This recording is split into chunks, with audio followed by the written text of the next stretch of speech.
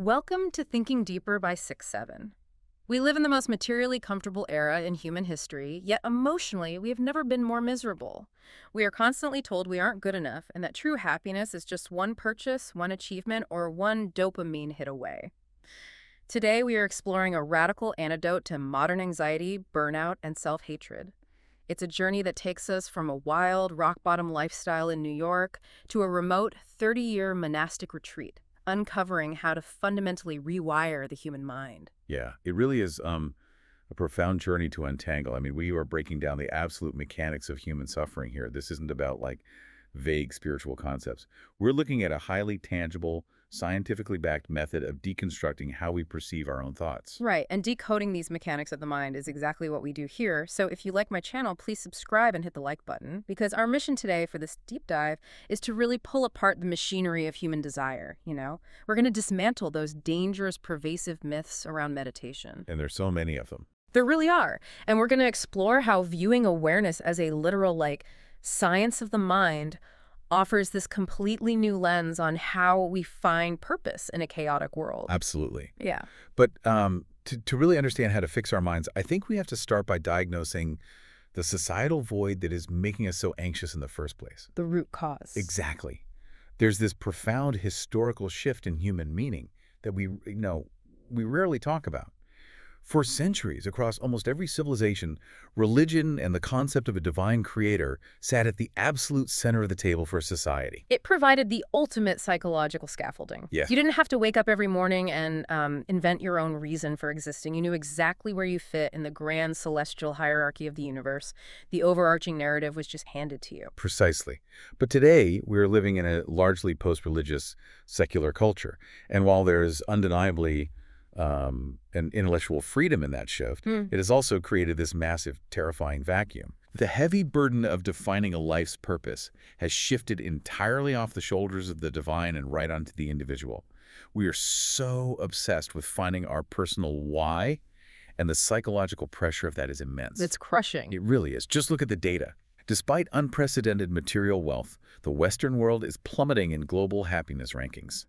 The U.S. recently fell to 24th, and the U.K. dropped to 23rd. I really want to spend some time on this because the tension here between, atheism and our need for meaning is huge. Oh, absolutely. Many people today struggle deeply with traditional theistic religions, and for very logical reasons. I mean, when you look back through human history, you are grappling with the idea of roughly 5,000 different gods that humanity has worshipped at various times. Right. So for a modern secular person, especially someone leaning toward atheism, trying to navigate that historical reality alongside demands to believe in a literal heaven, a physical hell, and deities that require constant worship, it just feels intellectually incompatible with what we know about the universe. Oh. It creates a massive cognitive dissonance. If you view the universe through the lens of physics and biology, the idea of an anthropomorphic God judging your actions feels absurd to many people. Yeah, exactly. But what is so fascinating is how original Buddhist philosophy enters this specific atheism versus religion debate from a completely lateral angle. How so? Well, if you strip away the cultural adaptations and just look at the original language, Buddhism isn't actually framed as a theistic religion. The terminology translates much more accurately to a science of awareness or an inner medicine. Wait, really? So it completely bypasses the creator debate. There is no central God figure demanding worship in that original framework. Exactly, yeah. It operated almost entirely outside the God debate. It's highly empirical. And even those heavy theological concepts like heaven and hell are completely reframed. Interesting. They aren't viewed as physical, geographical destinations you're sent to after you die based on some, divine scorecard. They are strictly internal mental states. Yeah, so hell is the psychological torment, the anxiety, the self-hatred you are putting yourself through right now. And heaven is the internal liberation from that specific torment. It's a path of mental mechanics, not a belief system you just blindly accept. Okay, that makes sense logically, but it raises a massive philosophical trap. Okay, what's that? Well, if we completely abandon that overarching God-given purpose, right, and we adopt a purely mechanical view of our minds, just chemistry, firing synapses, bare awareness, don't we risk falling straight into nihilism? There you're going. Like, if there's no grand celestial plan, what stops us from just replacing a pursuit of heaven with a pursuit of raw, unadulterated dopamine? Well, the thing is, that isn't just a risk. If we look at modern society, that is exactly what has happened. Really? Yes, because we no longer look upward to deities to fill that existential void. We look outward. We have replaced religious salvation with a modern, frantic addiction to simply wanting things. That makes so much sense. We fill the secular void with relentless consumerism and achievement chasing. Because the messaging everywhere tells us we are inherently lacking. We are, one promotion away from feeling whole. Yes, and the biology of this relentless pursuit is incredibly telling. The core problem with our modern search for happiness is actually the physiological habit of searching itself. The habit of searching. Right. We convince ourselves that we want a specific object, a new job, a faster car, a higher social status. But neurologically, dopamine isn't the pleasure molecule. It's not? No, it's the anticipation molecule. Yeah. What our overworked brains are actually seeking isn't the object itself, but the absence of wanting. Okay, there's a metaphor here from our sources that completely rewired how I think about cravings. The sandwich one. Yes, the sandwich metaphor. So think about eating a sandwich when you're absolutely starving. We are conditioned to think the joy is the taste of the bread, the meat, the mustard. But psychologically, It's totally different. the joy isn't the food. The joy is the profound relief that the nagging, painful feeling of hunger has finally shut up. And the modern consumer machine we live in is designed to artificially keep us hungry just so they can sell us the illusion of relief. That perfectly captures the mechanism. I mean, the brief hit of satisfaction we feel when we attain a goal is just the temporary silencing of our own needy minds. We get the car, the mind stops demanding the car, and for a fleeting second, we feel peace. But it doesn't last. Never. Because we haven't fixed the underlying machinery of the mind, the hunger almost immediately returns, and it just attaches itself to a new object. It's exhausting just thinking about it. I was visualizing this, and it feels exactly like we are greyhounds at a dog track chasing one of those mechanical rabbits. Oh, that's a great analogy. Right. The dopamine spikes massively while we are running, thrilling us in the pursuit. But evolutionary biology shows that dopamine actually plummets right before we catch the prize. Wow. The biological thrill is entirely in the chase, leaving us completely empty when we finally get the thing we spent years working for. So the real question is, how do you step off the dog track entirely? Well, to step off that track, sometimes a person has to crash headfirst into the wall at full speed. Yeah. To understand how to break this neurobiological loop, we can look at the extreme personal story of Gelong Thubten. His trajectory is wild. He was a 21-year-old actor living between London and New York.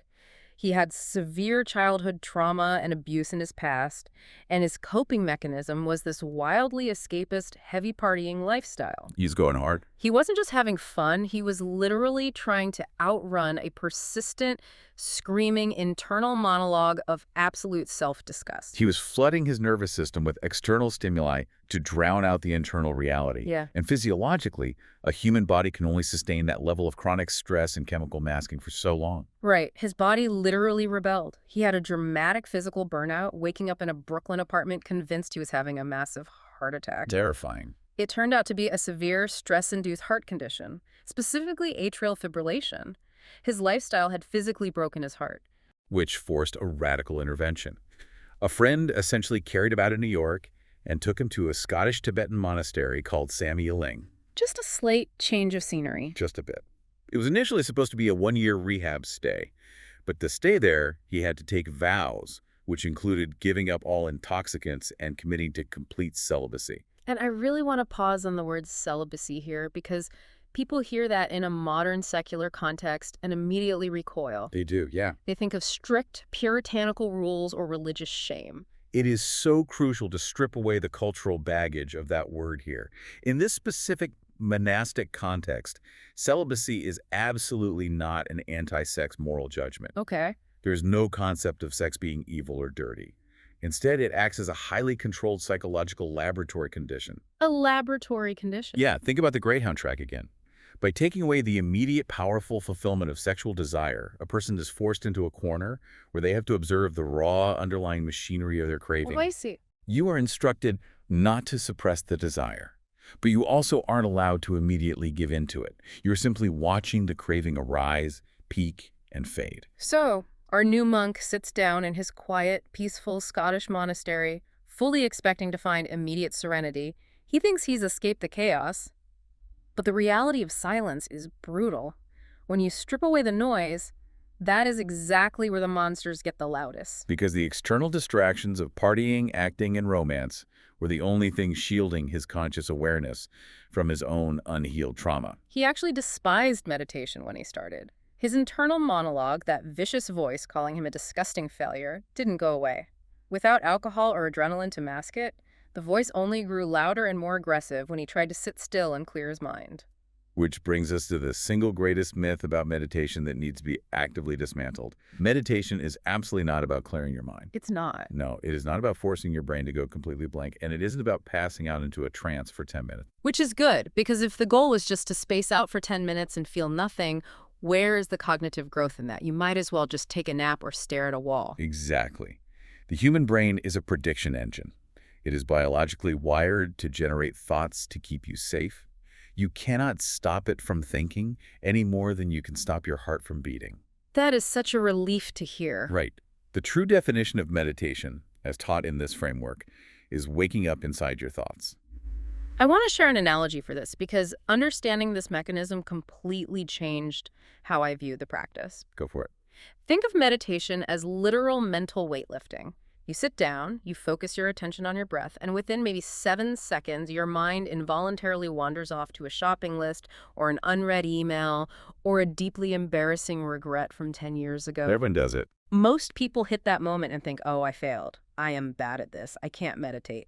But the reality is that the exact moment you notice your mind has wandered and you consciously, gently bring your attention back to your breath, that moment of returning is the bicep curl. Yes. That is the actual workout. You aren't failing. You are actively strengthening the neural pathways that separate your conscious awareness from your involuntary, chaotic thoughts. That is a perfect way to visualize the neuroplasticity involved. Every time you notice the distraction and return to the breath, you are physically strengthening the prefrontal cortex's ability to regulate the amygdala. You're literally changing your brain. You are building the muscle of awareness. But this brings up a profound challenge. What happens when the thoughts you are returning to aren't just boring shopping lists, but agonizingly painful, deeply rooted traumas? Yeah, this is where his story shifts from difficult to legitimately terrifying. He eventually entered a traditional 4-year solitary monastic retreat. 4 years. 4 years, almost entirely cut off from the outside world.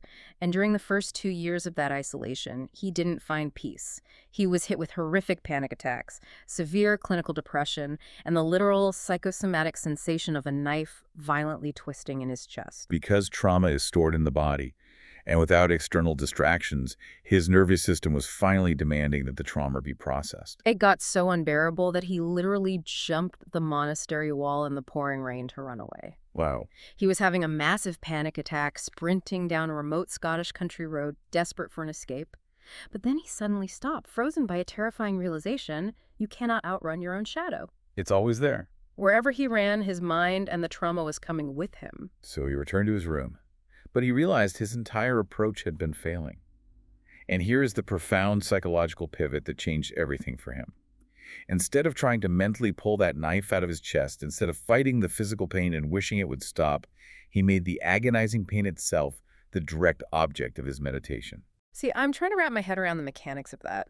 How do you practically meditate on something that feels like it's destroying you? By deliberately bypassing the narrative.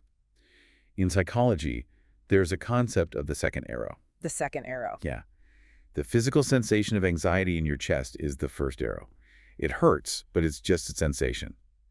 The second arrow is the story we instantly spin around it. Like, why did this happen to me? Is this because of my abusive childhood? Am I going to feel like this forever? The spiral. Exactly, the spiral. That narrative is what triggers the amygdala to flood the body with cortisol, the stress hormone, trapping you in a fight-or-flight loop. He stripped away the story, he stopped asking why, and just focused entirely on the raw physical sensation in his chest. That sounds incredibly difficult. It is, but then he did something even harder. He sent profound compassion into that feeling. He visualized holding that agonizing knot of trauma the way you would cradle a frightened rabbit, or a bird with a broken wing. That is such a radical concept, to look at the darkest, most broken part of yourself, the exact part that is causing you the most agony. And instead of hating it or trying to surgically remove it, you actually cradle it with empathy. It fundamentally rewires the nervous system. When you fight emotional pain, your brain registers a threat, maintaining the cortisol flood. Right. When you accept the pain and approach it with genuine compassion, you signal to your nervous system that you are safe. The defensive tension melts, and endorphins can actually begin to slow. The sharp, jagged edges of the trauma begin to soften purely because you stop treating it as an enemy. What's incredible is that this isn't just like nice-sounding theory to be practiced in a safe, isolated room. This exact psychological mechanism holds up against the darkest real-world applications imaginable. It really does. Years after that retreat, his beloved teacher and best friend, Akong Rinpoche, the man who basically saved his life, was brutally murdered. And the killer wasn't a stranger. It was a fellow monk that they both knew. It is an unfathomable level of catastrophic grief and betrayal. The cognitive dissonance of experiencing that kind of violence within a community dedicated to peace is just staggering. Exactly. I can't even comprehend how a practice holds up under that level of real-world trauma. But he used this exact mechanism of radical compassion to navigate it. He would lie awake at night feeling like he was physically burning alive with rage and grief. Yeah. And instead of getting lost in fantasies of revenge, he bypassed the story. He simply sent love into the physical flames of his own pain. He comforted his own agony. And ultimately, that process is what allowed him to find actual forgiveness. The Eastern philosophical view of holding a grudge is incredibly potent when analyzing his reaction here. They describe holding onto anger and resentment as being like picking up a glowing red-hot coal with your bare hands with the intention of eventually throwing it at the person who wronged you. You are the only one getting third-degree burns. Precisely. In our secular culture, we often view forgiveness as weakness. We think it means letting the other person win or surrendering our right to justice. Like letting them off the hook. Right. But this framework redefines forgiveness completely. It is not about writing the killer a letter to say what you did is okay. It is simply the act of dropping the hot coal to save your own flesh. Wow. The person who hurt you is already trapped in the terrifying confusion and suffering of their own mind. You do not need to burn yourself alive every single day just to prove that they were wrong. That is heavy, but it is so deeply necessary. Let's pivot and bring this back to our daily lives, because the reality is we can't all escape to a Scottish monastery for 4 years to figure this out. No, definitely not. And Thubten himself eventually came out of that retreat in 2009 into a completely alien world. He went in before the iPhone was even invented, and he emerged into a society totally dominated by smartphones, social media algorithms, and what is accurately described as the fear economy. The modern fear machine is arguably the greatest threat to our nervous systems today. It's everywhere. Our technology platforms and our 24-hour news cycles are financially incentivized to monetize our amygdalas. The more terrified, angry, and anxious you are, the more you click, the more you scroll, and the more advertising data you generate. Your stress is literally their profit model. So what is the practical antidote for someone living in this society? Because moving to a cave and throwing your phone in the ocean isn't a realistic option for someone with a job and a family. The antidote is practicing what he calls micro moments of mindfulness. You don't need a dedicated hour of perfect silence to rewire your brain. Okay, what does a micro moment look like? Well, if you are standing in a slow-moving queue at the grocery store, or you are trapped in a miserable traffic jam on your commute, the modern default is to instantly pull out your phone to numb that slight discomfort of impatience. Guilty. We all are. Instead, leave the phone in your pocket. Just feel the physical ground under your feet. Deliberately drop your tense shoulders. Feel the physical sensation of one single inhale and exhale. By doing that, you are actively rewiring your brain's default reaction to stress. Exactly. You are taking a micro situation that normally triggers low-level anxiety and training your nervous system to meet it with baseline calm. Over time, that completely changes your stress baseline. But I know there is massive pushback against this, especially from high performers and executives. I was reading about a major CEO who actually brought Thubten in to teach mindfulness to his corporate employees. And before the seminar, the CEO pulled him aside and nervously whispered, Please don't make them too relaxed. It is the ultimate high-performer paradox. There is this pervasive, deep-seated corporate fear that if you meditate and actually find inner peace, you will instantly lose your competitive edge. Right, like they'll lose their drive. People think they'll just space out, stop caring about deadlines, and lose all their ambition. They believe their anxiety is the fuel for their success. Which, biologically and psychologically, is entirely backward. Observing your mind doesn't make you lazy or apathetic. It creates a crucial, powerful gap between a stimulus and your reaction. That gap is everything in high-stakes environments. Instead of just reacting blindly with panic to a stressful email, a market downturn, or a demanding client, you have the trained mental clarity to pause, evaluate, and respond strategically. You gain control. You are no longer being hijacked by your own negative thinking. Look at historical business figures like Steve Jobs, who was notoriously intense, incredibly demanding, and fiercely competitive, yet he rigorously practiced Zen Buddhism. That's a great example. Meditation didn't dull his edge, it sharpened it. It gave him the clarity to be a ruthless visionary without being totally consumed by the chaos of his own mind. It is about emotional precision and cognitive control, not becoming a tranquilized, passive zombie. So what does this actually mean for you, the person listening right now? I want you to really evaluate your daily habits. If you're someone whose brain is so overstimulated, and I will freely admit I have been this exact person, that you can't even take a 5-minute shower without a podcast playing in the background, or you can't eat a single meal without watching a YouTube video. How do you possibly bridge the gap to sitting in silence? The advice here is refreshingly accessible. Start with just 10 minutes a day. And most importantly, completely drop the spiritual aesthetic. Yes. Throw away the expensive incense. Get rid of the Tibetan sound bowls. Drop the quality control entirely. You don't have to sit cross-legged on a misty mountain peak. Just sit in a normal chair, set an internal intention of basic compassion for yourself, and focus on the physical sensation of your breath. That's it. When you get distracted, just come back. That's the whole workout. And if you need a hard, logical, scientific incentive to push through the intense boredom and discomfort of those first few sessions, neurological brain scans show visible structural changes in the gray matter of the brain after just 4 days of doing this for 10 minutes a day. Just 4 days? 4 days. You are quite literally building new neural architecture that makes you more resilient to stress. Okay, as we pull all of these threads together, the ultimate lesson here is incredibly profound.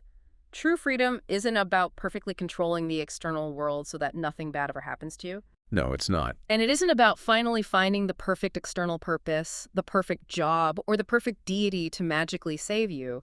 True freedom requires a fundamental shift in your core identity.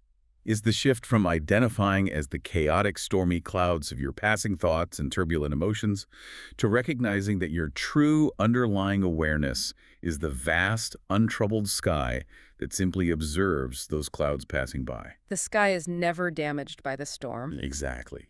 You are not the storm. You are the sky. And I want to leave you with one final provocative thought to mull over long after this audio stops playing. If you were to completely strip away every desire, every external purpose, and every digital distraction you've built your entire identity around, who is the person left sitting in the silence?